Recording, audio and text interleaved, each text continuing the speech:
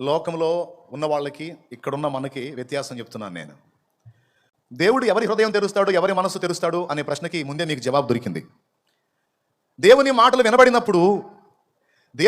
వినబడినప్పుడు ఎవరు ఆ మాటల మీద మనస్సు నిలుపుతారో, ఎవరు ఆయన మాటలు చెవినబడ్డప్పుడు వారి హృదయాల్లో కదలిక ప్రారంభమైద్దో వారిని ప్రత్యేకంగా దేవుడు దర్శిస్తాడు.